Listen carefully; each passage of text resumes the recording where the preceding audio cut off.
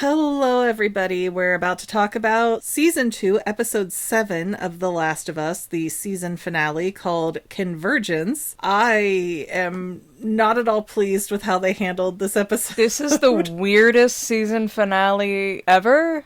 By the way, you have McGann the Fangirl and the Bagel Ghost. Hi. And I feel like, to kind of put the cart before the horse here, they've ruined the format of how this flows as the game. And I get they don't want to do everything exactly like the game, and that's fine. That makes it more interesting for people who are involved in both. But they have waited until close to the end of Ellie's story to reintroduce Abby. We have not had Abby for 5 episodes. It feels like it is way too late to try and introduce her and her story and make her sympathetic, because she's just been a monster in our heads this entire time. The audience is so Team Joel and Ellie. There's going to be no getting Abby any kind of sympathy. Nobody's going to care about her season, and it's going to be messy. Especially not now, after the end that we just saw. Yeah. And I know I keep saying, well, I don't remember this in the game, but I don't remember the game perfectly because I only played through it once when it first came out, 4 or 5 years ago now. And that's still true, but I don't know, something about when they came out that theater door and one of them got dropped, something about that felt so familiar, but I don't remember Ellie being with anybody in Seattle. Well, she wasn't, was she? I don't think so, but something just felt so familiar about that moment that I'm now second guessing everything. They gave us a lot more filler this season because there were a lot more characters to deal with that we weren't attached to. It didn't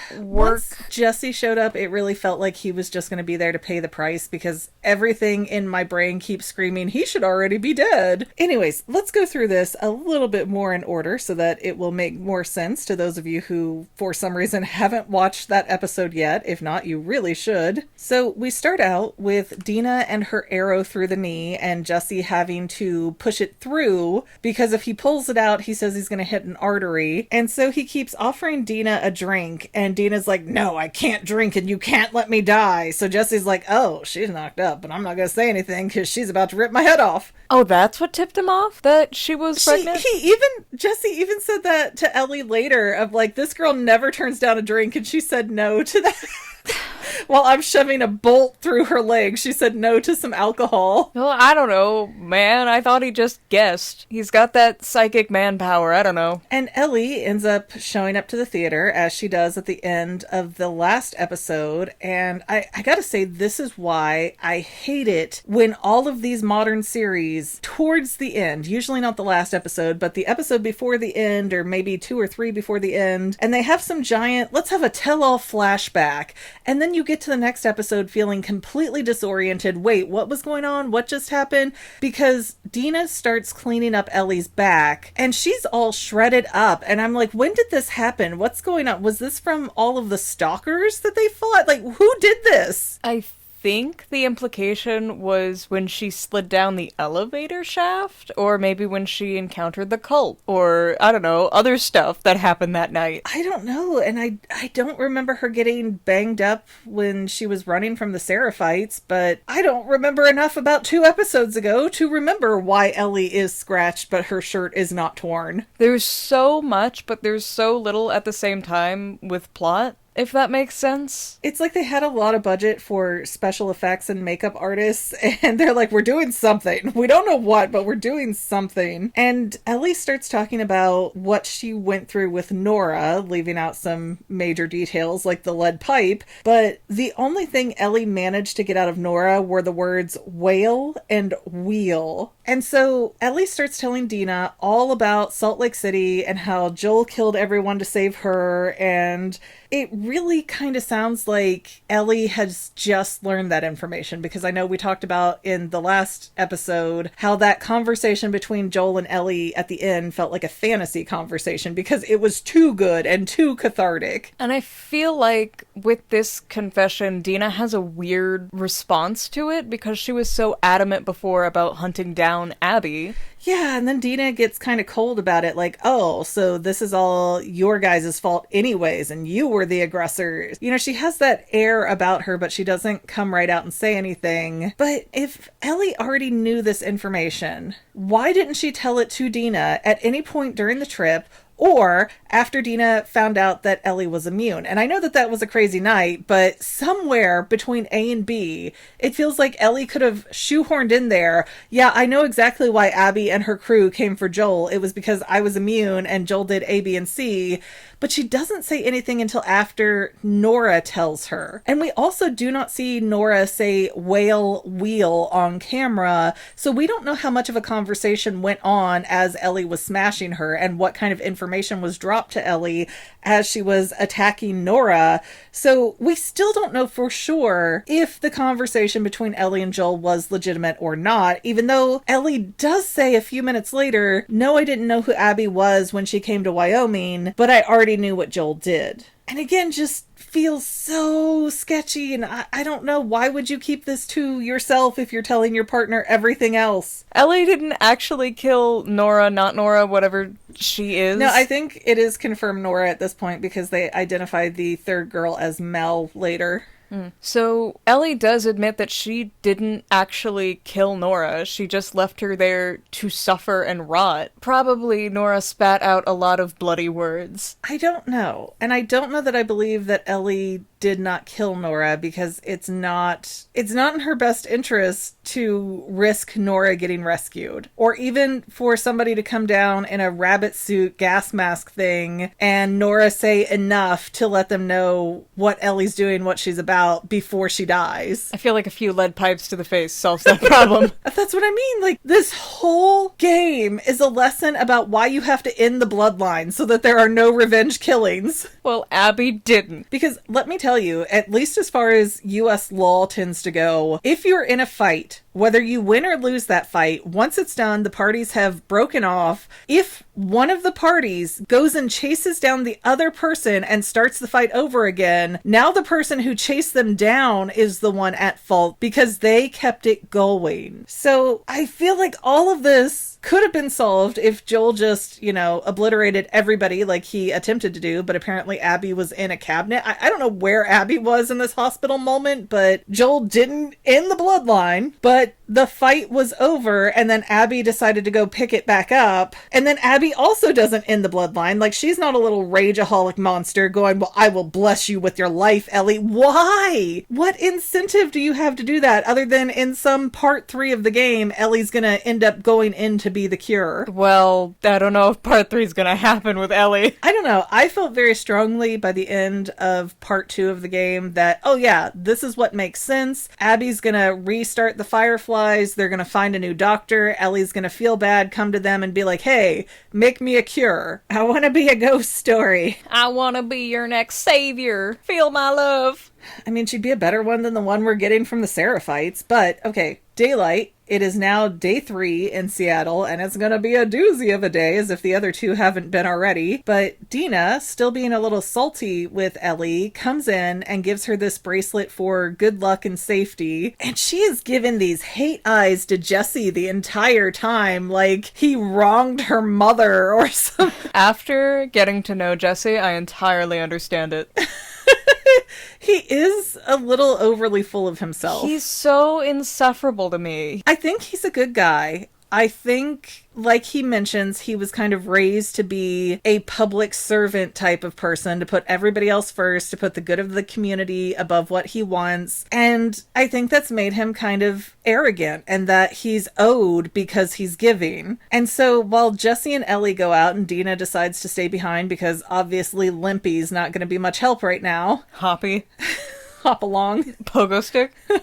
And jumping's not good for the baby. So Jesse is explaining to Ellie how he found the theater, and that it took them 2 days to narrow Ellie and Dina to be in a 2-mile radius. So he and Tommy split up, and that's essentially somehow how they found her position in the theater. It's really weird, but they're going right now to try and get to Tommy at their rendezvous point. And they luckily located the horse. Yeah. Apparently they've found Shimmer. So I'm really kind of curious about the type of soldier quality that Wolf is, that these two random guys can find a horse in a billion empty buildings that they are not familiar with, but the people patrolling these streets every day have no clue. If I remember the building right, it was a very nice building with nice musical glass and a custom musical door. It was like an old record store thing. Gorgeous. It was, but it's not something that you would look at and go, huh, I bet there's a horse in there. Like, it's just not. What good music store doesn't have a horse? But Jesse's getting a little bit more testy with Ellie, and he's like, you know what? Dina's sitting there saying she can't die. Not that she doesn't want to die, that she can't die, and she won't take a drink when she's just this drunken little icky party girl that never refuses a drink. This is why no one likes Jesse, because he's out here talking so... He's so condescending. And listen, I don't even like Dina, but at least she's not like this.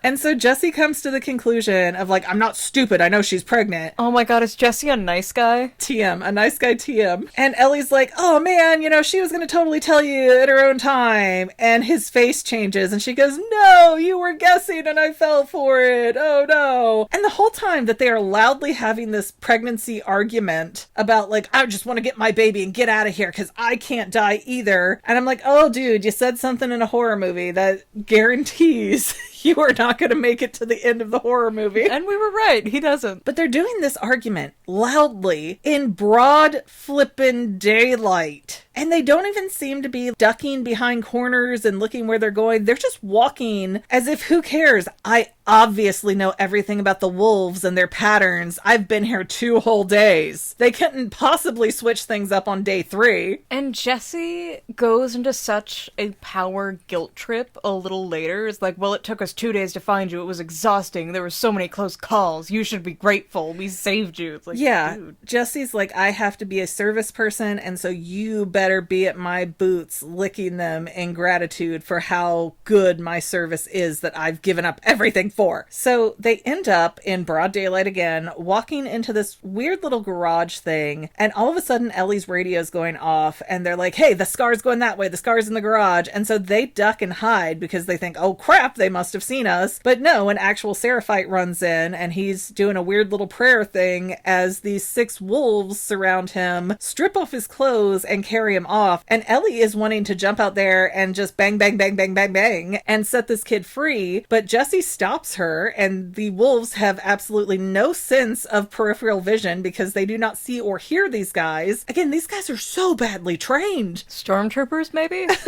But Jesse does make the point, and I think it's really fair, that this is not our war. These are not our people. I'm not going to die for these things that I don't even have a clue what's going on about. And I think that's a really fair point. It is, but Jesse is correct, but that doesn't make him right. I very much disagree with the definition of that. In this case, I think he is absolutely right, because let's say Ellie did intervene, she dropped 6 wolves. Who's to say that Scar is not going to get up and gut her because she's an infidel? There is nothing to say that any of these people are good guys for this situation or would be more or less favorable to treat Ellie well. There's also a different Feel Her Love lady spray painted on another building as they're walking around, because I swear the first one they kept showing looked more like Ginger? I felt more like an Eastern European type of look to her, but this was a black lady, 100%, and I do not remember there being more than one of the quote-unquote hers for the Seraphites, so now I'm super confused. Maybe at one point there was more than one branch of them. You know, like how there's 32 flavors of Jesus. I don't know, and I don't know why there would be different ones, because they very distinctly use the phrase, feel her love, and they're like, oh yeah, some of us realized that she was just a regular person, as if there's only one of them. I mean, that tends to be how the chosen are. One?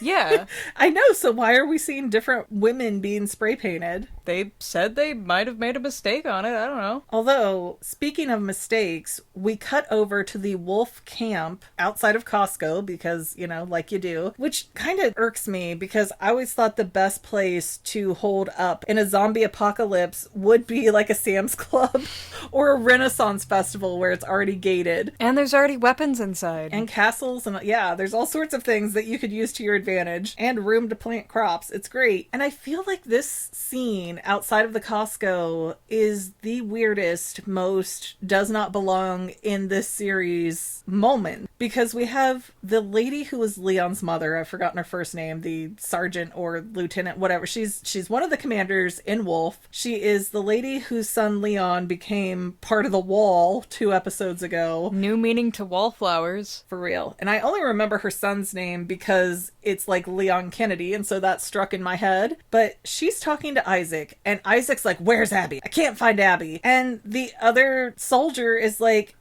she effed off, and so did Owen and Mel, but we still got Manny. And I don't remember Ellie letting any of them live, so it's weird we just took Manny off the table kind of unceremoniously here. No idea what's going on. Manny did it to herself, I don't know. Well, Manny's a male's name, so... Oh, really? Yes. Oh. Manfred. Oh. But Isaac is so obsessed with Abby missing, and the other soldier's like, are you in love with her? What's the deal? This is weird. This is creepy, Isaac. And Isaac's like, there's a good chance you're gonna die, and I'm gonna die in the next day or two, and then who's gonna lead these people? Abby was supposed to lead these people. That was supposed to be her job. And that seems like so much weird pressure to put on like a 22, 24-year-old. Very young girl to lead a big army does not seem like a great idea. And we're going right back to the same issue as the Fireflies, where Joel killed 19 of these people in a nationwide secret organization, and that somehow made them collapse. They had, all of 3 leaders, and he hit them all in that moment. Wolf seems to be as flimsily put together as the Fireflies. And while this scene might make a lot of sense and be of value in Abby's segments, it really does not hold any value in Ellie's. It gives us, the viewers, a little bit of context of things going on, and that, hey, Abby's not where she's supposed to be, but we get so little other context otherwise because we're not switching back and forth between the perspectives that it doesn't really matter. It almost plays better if we don't know what's coming or what's going on, because then we feel more like Ellie. It feels really odd that there's any pressure at all on such a young girl, let alone a girl who was deserted now at least twice. And who has all these mental disorders. One who is clearly so selfish and focused when her team was like, yeah, I don't want to do this. She made them anyway. And maybe that's the point, is that Abby is the scary pit bull that forces the other soldiers to do what she wants, but I'm not seeing it.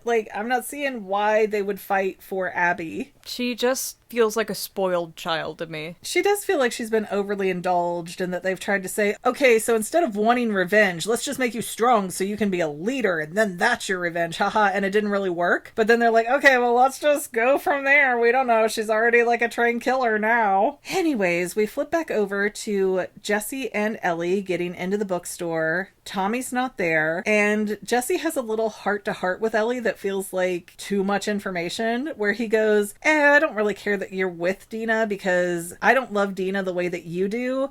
I really loved this traveling girl that came through Canada, and I wanted to leave with her when her family left Jackson, but I had to stay for everybody else's sake in Wyoming. It was meant to make us feel empathy for Jesse, but it just made Jesse feel like a whiny brat, because who cares about everybody else's expectations if they're gonna make you miserable? He's using the fact that he did not go after what he wanted for some reason. Everybody else's problem. Yeah, and it kind of reminds me of the Hunger Games when you watch the prequel Ballad of Songbirds and Snakes, something like that, and you see President Snow when he's a kid in school and his high school girlfriend breaks up with him and he makes that everybody else's problem.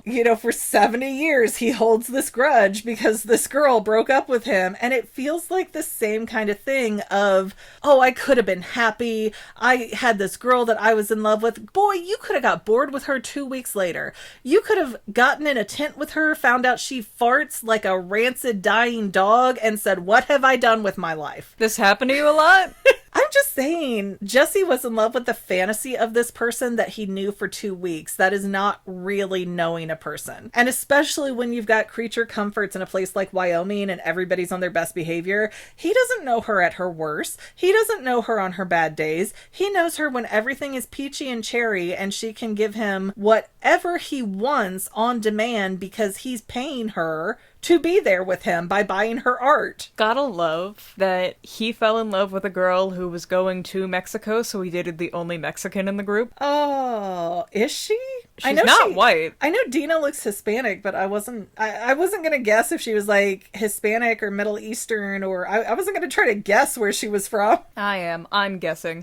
But yeah, moral of the story here, don't blame everybody else because you didn't have the cojones to go chase after what you wanted, Jesse. That's just petty. And it's making him bitter, which is not great for anybody either. He doesn't have to worry about that for too much longer. And that's actually why he voted against Ellie and her plea to the board to go to Seattle with a big group. Because he said, well, you do everything for yourself, almost with this embittered tone that I don't get to do anything for myself. Well, I'm just going to say, Jesse thinks he's got it so bad and he's got to live for everybody else now. Wait till he has a baby to deal with 24/7 because wake up call, buddy. That's going to be a different life. We need milk, Dina. Like a lot of it. I'll watch the baby as long as you like get 40 bottles ready for me and get the diapers all stacked and I don't actually have to change them or do anything. I'll look at the baby. Anyways, Tommy never shows up at the bookstore, but they hear over the radio that has the best batteries in the universe because those have been going for 3 days now. No recharge or nothing. And they hear that there's an active shooter a few blocks or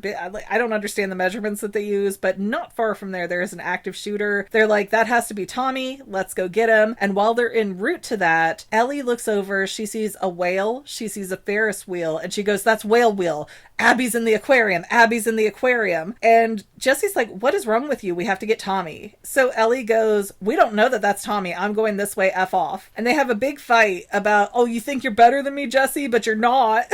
So you watched a kid die, Jesse. And while Ellie is sneaking up towards the aquarium, it's raining. It's getting pretty dark. She sees two people walking. She just assumes it's Abby and somebody else, and she pulls out her gun to shoot him down. But then all of a sudden, these plop, plop, plop, plop lights start appearing in the water around them, and these big military-grade boats pick people up, turn off their lights, and take off. And Ellie's just like, oh, that's weird. I don't need to figure out the context for this, though. I'm just gonna keep going. Well, I doubt they're going to the aquarium. I doubt this is like a field trip for the boys. Well, so Ellie steals a motorboat, and she decides to not take Moana's advice. Moana came out in 2016. The world ended in 2003. Jekyll and Hyde came out. It just seems maddening to me. Oh, here's a giant wave coming my way. She was trying to turn. Yeah, well, she turned the boat sideways with the wave so that the wave has more to hit and flip instead of trying to jump the wave, which may not have worked in her favor. I don't know waves, but it feels like you had a much better chance to cut through the wave than to roll under it and come back up the other side. I want to say that's wrong. I don't know, but she was so close to the Ferris wheel when that wave hit. And then the next thing we know, she's waking up on this pebble beach, maybe 15 feet from her boat, just coughing out water. And she looks up and there's this little Seraphite girl, and the Seraphite girl runs off. And I feel like Ellie had more than enough time to get in her boat and run off back into the sea. Migs, when was the last time you swam? I don't know off the top of my head. Swimming is horrible. Swimming is exhausting. Swimming, especially when you have clothing on, it's one of the weighs down your body. Impact things you can do. No. When you're in the water, you're fine, but once you're out of it, you feel horrible. That is the weirdest. I've never heard it described in this manner, but when do you swim? When do you swim? When do you swim? I used to swim all the time. I used to have a pool. Where? In the backyard. You mean the swamp? Anyways, to me, it seemed weird that Ellie did not get the motivation. She was coherent enough to understand Seraphite girl running away, big trouble, but not coherent enough to get in her boat and get the heck out of there. So the bigger Seraphites come, they grab her, they bring her into the forest, put her in a noose, and the little girl's even like, yeah, gut her. And I'm just sitting there thinking, I wonder if she still wants to save that other scar now from earlier. I mean, Ellie had to swim maybe half a mile to shore. That's a long way for someone who never swims. She hurts. She can't. In the game, and I can't remember if they addressed this in the first season or not, but in the game, they make a big deal that Ellie can't swim because Joel's always having to find stuff for her to float on, and he has to like push her across water hazards. I'm like, all right, let's go. But I swear in the second game she had learned to swim. But anyways, it's irrelevant. They're hanging Ellie. The lady adult Seraphite is about to gut Ellie when they hear trouble in the village, so they let her go and take off running because that makes sense. Why? Why, if you think that this is an enemy person, even though you asked no questions to find this out, and Ellie's sitting there screaming, I'm not a wolf, I'm not from here, I'm just a tourist, I'm lost.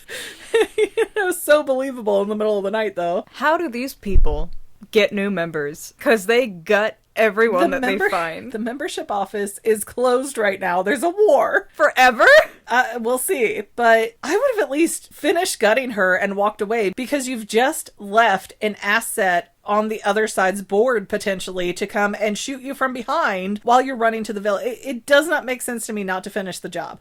Okay, they don't want to leave her hanging because they're too busy to tie the tree, fine. It takes, 1 second to do a quick slash and then gone. Do you realize how thick your... No, but I know that they do this a lot and they're very skilled at it, and we watch them do it in about a second to another guy. Don't roll your eyes at me. I'll do it twice. So Ellie gets herself together, grabs her gun back, gets in the boat now, perfectly fine, and motorboats away as a bunch of bombs go off in the place behind her where all the Seraphites are. So it seems like all those army boats earlier were going in for a big attack. Which, fair. I can't even be mad at the wolves for this. It does seem like it's escalating in a weird, pointless way, and we are not seeing why. So... we've seen why. We've seen why. We saw about 17 ornaments in that one place. We've seen different issues, but it seems like we're escalating a lot from, here's 5 of our guys with their entrails hanging, to, let's just bomb the whole place down. Do that. Needs to stop. You might be able to salvage a child, but I don't think you're gonna get the adults. I'm honestly confused at how the war even got this big to begin with, because frankly, you have one who are living like the Amish without technology and without modern weapons versus tanks and bombs. I don't care how skilled of a shot they are.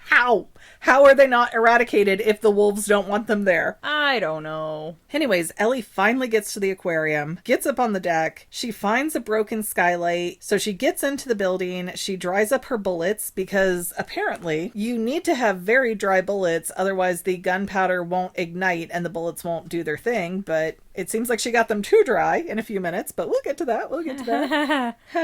And Ellie passes this room that looks like a surgery just went on, and there's a bone saw that's got these chunky bloody bits on it. And I know from context of seeing the game that somebody had their arm amputated in there, and they needed it. It wasn't like a torture thing. But we get no context for that, although we get context for Isaac and his war and all this other stuff that's not relevant to Ellie's story. We get the weirdest kind of context here. Yeah, we had one scene where we got the Seraphite's perspective when they had that little redheaded girl and they were walking through the woods, and then we find them later. We have not gotten the Seraphite's perspective at any other point, and it's weird. After we see the gutting, do we want it? Do we want their perspective? Yes, because they're trying to make us feel bad for them, but like I've said before, once you switch through all the different perspectives, you don't really feel bad for anybody, not even Ellie. So while Ellie is walking around, and she has to be feeling pretty tense because here's a surgical room, there's probably an arm laying on the floor somewhere that's just flopping around. It's like all crumpled and black and messed up. So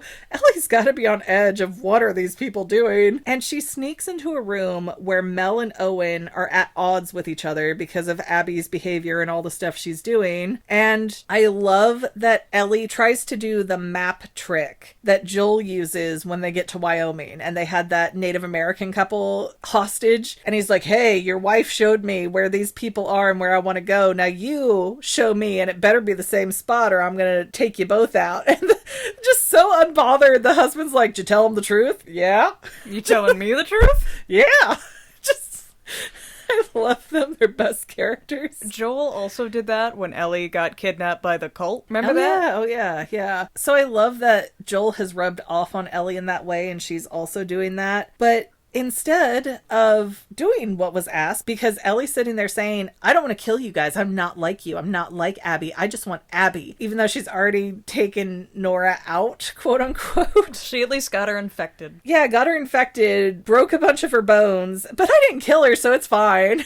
Yeah, I think you left her to a fate worse than death, though, if you didn't kill her, Ellie. Anyways, Owen decides he's going to pull a gun on Ellie, so Ellie shoots before he does. She's quicker than him. Has a gigantic, like, magnum-sized hole through his throat that hits the wall, and it grazes the artery in Mel's neck, so she starts gushing blood, and she drops to the floor, and... She's pregnant! Yeah, surprise, she's pregnant! 3 for 1! Oh my gosh, right? The luckiest shot that's ever been taken, if only it was a carnival game.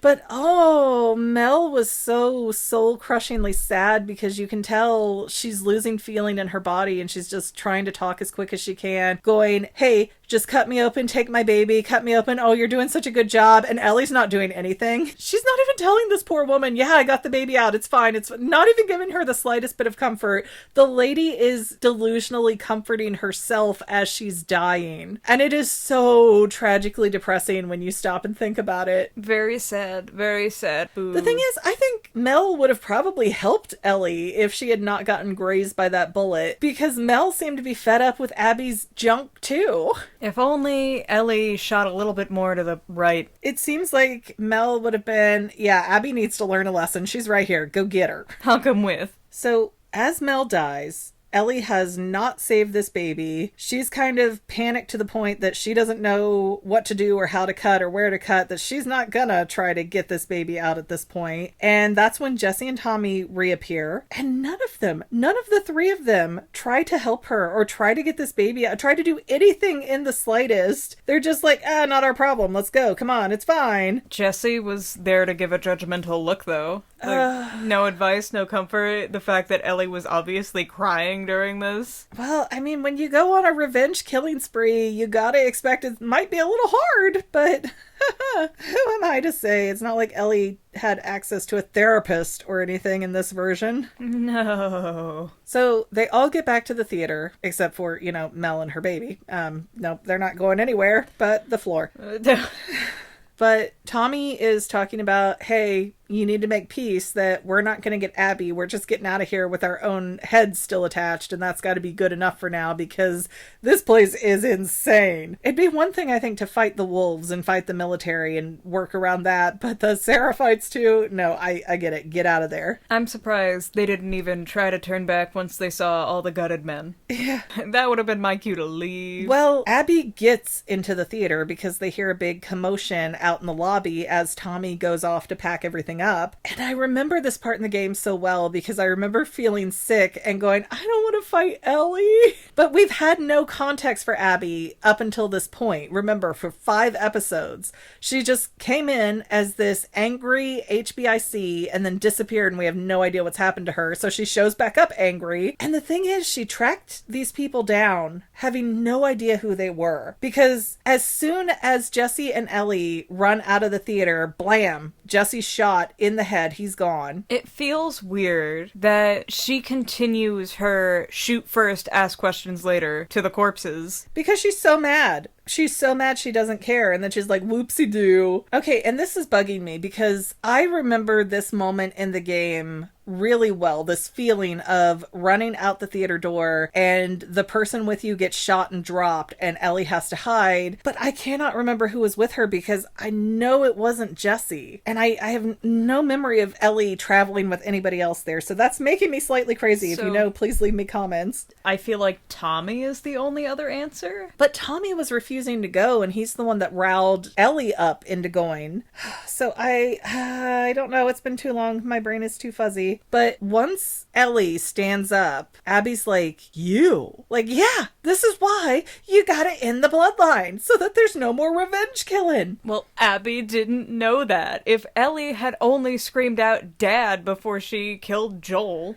And they're playing fault volleyball here, really, because, okay, Joel's fault for Salt Lake City, Abby's fault for Wyoming. Then Ellie picks up that ball and takes it back to Seattle. So now it's her fault. But now Ellie is walking away and Abby's chased her down. So now Abby's back to being the one at fault here. I feel like if Abby just asked, Why? No, she doesn't even care. She doesn't want the answers. She doesn't want the closure. She wants to be angry. She's gonna be such an abusive mother one day. Well, Abby thinks it's Tommy that killed her friends, and Ellie's like, no, it's me. I was the one in the hospital with the immunity and blah, blah, blah. So I'm the one you want. I'm the one you want. And Abby's like, I let you live and you wasted it. And we see, well, she holds up her gun at Ellie. It goes black. We hear a shot. I know she doesn't get Ellie because I know they have a big water fight later. Elaborate on water fight. They're in boats and they get out in the water and fight. Okay. So I'm guessing that Tommy shot Abby just enough to get her running out of the room, something like that. But then we reset. We freaking reset all the way to Abby being inside of this giant stadium compound, and it says Seattle, day 1. But again, it's too late. It is too late to drag the audience in and make us care about Abby's side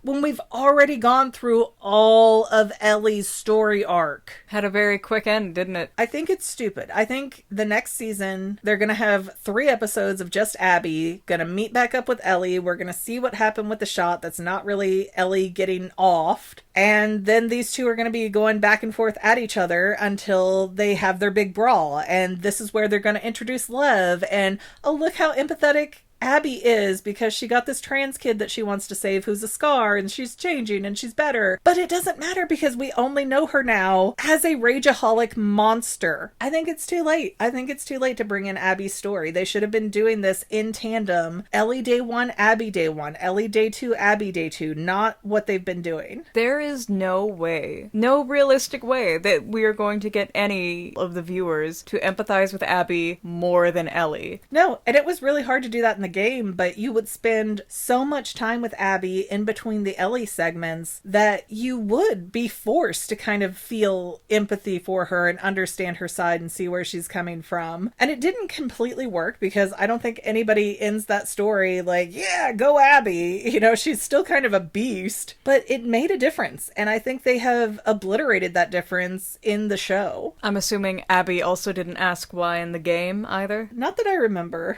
You need to have flawed characters to have a story. That's just a given, but like this big of a flaw and you got this far. They're just flaws. And there's little here's redeeming things that they do, but it not for their personality, not for their problems. You cannot make up for a bad script with representation. And the thing is, the more you play as Abby and you see what Ellie's doing from Abby's perspective, it's like, oh man, Abby and Ellie both kind of suck. But I digress because we've been going at this for a very long time and I'm tired. Hi, tired. I'm just going to call it here. I'm just gonna call it here. Thank you guys so much for watching. Please don't forget to like, subscribe, comment, and or share. All of that good stuff is free for you. Really helps us out. We also have paid channel memberships, and I would love it if people left some comments with some ideas of shorter horror movie series, or maybe even movies that we could take a look at in this format. I really like Salem and The Strain, but I think they both go on 3, 4, 5 seasons apiece, and I don't want a 50 episode commitment. So if you know like a 10-part horror series or good horror movie that's not been done to death, let us know in the comments. Oh my gosh, Migs, we could do Nerdy Prudes Must Die. Oh, that might not be a bad idea. We'll think about it. We'll think about it. Anyways, we'll see you in whatever comes next, guys, but we're done with The Last of Us for now. Bye! And to any of my members here on YouTube, a huge bottom of my heart thank you for all of your help and support. If you would like to become a paid channel member, there is a link in the description below. Thanks again, guys. Love you. Well, family members, we're almost done, but I want to invite you to hang out with me in some other places. I'm on Twitter and Instagram as my own personal self, and I have a Facebook page too, but I mostly just post photos over there. And sometimes people say, hey, McGann, I want to mail you something. How do I do that? Easy. Just click the About tab on my channel page and my most current P.O. Box info will be right there. I also run another channel, The Family. It's really a hodgepodge channel where we might post anything. Oh yeah, and I also sell shirts and stickers and stuff with The Family and the Fangirl Fangirl logos? If that is your cup of tea, I have a link in every description of every video. Finally, if you want to help out the Fangirl channel and make sure I'm putting out video essays for years to come, the best way you can help is by subscribing and watching more of my videos, whether they're new, old, whatever. Maybe even share one or two on social media, help spread the word. People who watch to the end of videos, like you, helps to tell the site, hey, this is a good video, we should recommend it to other people. So if you made it this far, leave me a comment of something like, hey, I made it to the end. Love ya. See you next time, family members. Bye.